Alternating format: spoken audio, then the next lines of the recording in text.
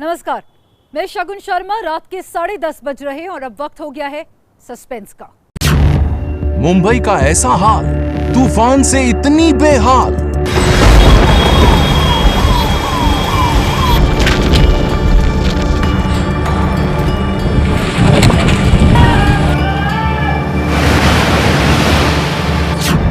कुदरत का प्रचंड प्रहार, मुंबई में हाहाकार।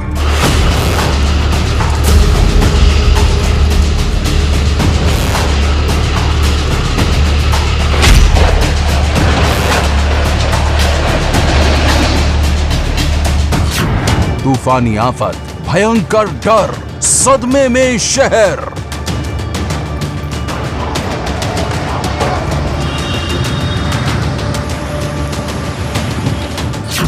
बादलों का सितम, हवा का क्रोध, कुदरत का कैसा प्रतिशोध। छतें उड़ गईं, पेड़ उखड़ गए, आशियाने उजड़ गए और तो और इंसान तक उड़ गए। कुदरत जब रौद्र रूप लेती है तो ऐसा ही होता है। सुकून देने वाली हवा जब जानलेवा बवंडर बन जाती है तो ऐसा ही होता है। 200 किलोमीटर की रफ्तार से जब तूफान आता है तो ऐसा ही होता है।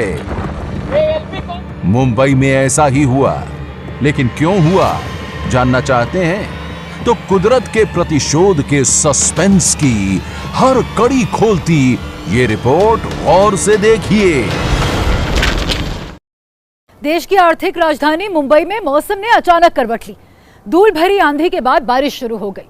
तेज हवा और आंधी से दिन में ही रात हो गई। हर तरफ अंधेरा छा गया। तेज हवा के कारण चारों तरफ धूल का गुबार ही गुबार था। तूफान की वजह से बड़ी तबाही हुई है। अब सवाल यह है कि अचानक से कुदरत के बदले मिजाज की वजह।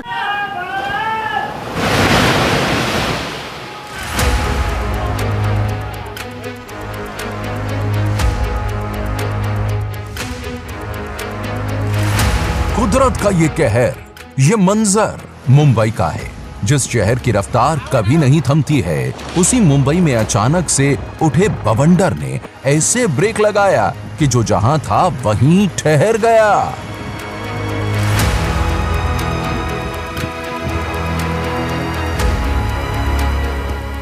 इंसान की बनाई बड़ी बड़ी इमारतें, बड़े बड़े बिलबोर्ड जो अपनी बुलंदी पर इतराते थे, तूफान से उनकी नींव कांपने लगी।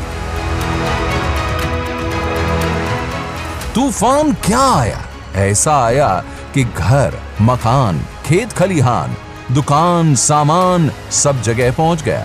बड़े बड़े बिलबोर्ड पत्ते की तरह ढह गए। धूल भरी आंधी ऐसी चली कि पूरा शहर गुबार में समा गया।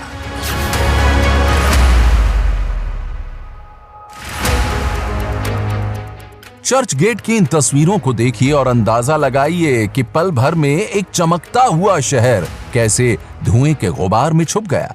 हर तरफ धूल ही धूल नजर आ रही थी। तूफानी बवंडर की रफ्तार ऐसी थी कि कई कई मंजिल ऊंची इमारतों में तबाही का मंजर नजर आया। ये तस्वीरें घाटकोपर के एक पेट्रोल पंप की हैं। तेज आंधी तूफान के चलते एक बड़ा होर्डिंग पेट्रोल पंप पर गिर गया। पेट्रोल पंप पर लोग अपनी गाड़ियों में तेल भरवा रहे थे। उसी दौरान यह हादसा हो गया। होर्डिंग गिरने से अफरा तफरी मच गई। हादसे में 4 लोगों की मौत हो गई। करीब 60 लोग गंभीर रूप से घायल हैं। 100 से ज्यादा लोग होर्डिंग के नीचे फंस गए। मौके पर पहुंची पुलिस की टीम ने कड़ी मशक्कत के बाद लोगों को निकाला। बीएमसी के मुताबिक जो होर्डिंग गिरा वो अवैध रूप से लगाया गया था। ये बहुत ही दुर्दैवी इस प्रकार की घटना है। कई लोगों को अभी बाहर निकाला जा चुका है। लोग अभी भी अंदर होने की संभावना है। जब तक आखिरी व्यक्ति को बाहर नहीं निकालते तब तक ये रेस्क्यू ऑपरेशन यहाँ पर चलेगा। जिसने कोताही की है उन सब के ऊपर कार्रवाई होगी। ये घटना बहुत ही दुर्भाग्यपूर्ण घटना है। ऐसी घटना दोबारा ना हो, इसके लिए मैंने महापालिका आयुक्त, डिजास्टर मैनेजमेंट, पुलिस को सूचना दी हुई है कि ये तत्काल इसका स्पेशल ऑडिट हो। जहाँ जहाँ ऐसी परिस्थिति है उनके ऊपर कार्रवाई हो। घाट कोपर में एनडीआरएफ की टीम ने मोर्चा संभाल लिया है।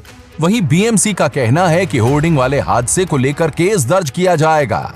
महाराष्ट्र के डिप्टी सीएम देवेंद्र फडणवीस के मुताबिक मामले को लेकर हाई लेवल जांच कमेटी भी बना दी गई है। सीसीटीवी में कैद तूफानी मंजर जोगेश्वरी का है, जहां तूफान से बचने के लिए लोग घरों को लौट रहे थे।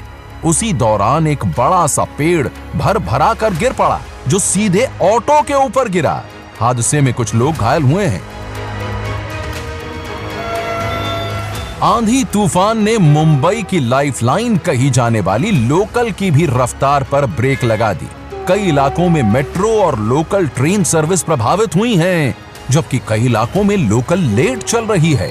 मुंबई एयरपोर्ट पर कई फ्लाइट्स को डाइवर्ट करना पड़ा। तूफान ने मुंबई के आसपास के इलाकों में भी जबरदस्त तबाही मचाई है। मुंबई में इस सीजन की ये पहली बारिश है, लेकिन बारिश से पहले आए तूफान ने देश की इकोनॉमी की रीढ़ कहे जाने वाले महानगरी की रफ्तार पर ब्रेक लगा दिया है। वैसे ये पहली बार नहीं है जब मुंबई पर कुदरत का कहर टूटा हो, लेकिन सवाल यह है कि मुंबई में इतने तूफान आखिर क्यों आते हैं? मुंबई की ऐसी हालत क्यों हो गई है? तूफान के कहर का ये मंजर उस शहर का है जिसकी चमक दमक पर दुनिया रश्क करती है, जिसे दुनिया के आधुनिकतम शहरों में गिना जाता है। लेकिन चंद मिनटों की धूल भरी आंधी ने देश की आर्थिक राजधानी की रफ्तार थाम दी है। ट्रेनों के पहिए थम गए हैं, हवाई जहाज उड़ नहीं पाए, सड़कों पर गाड़ियां रेंगती रहीं। सवाल यह है कि मुंबई की ये हालत क्यों हुई? जवाब ऐसे समझिए, मुंबई दुनिया के सबसे प्रदूषित शहरों में भी शामिल हो चुका है। इसी साल फरवरी में AQI के आधार पर मुंबई दुनिया का दूसरा सबसे प्रदूषित शहर था। मुंबई में 40 लाख से ज्यादा गाड़ियां दौड़ती हैं। प्रति किलोमीटर के हिसाब से 600 कारें सड़कों पर दौड़ती हैं।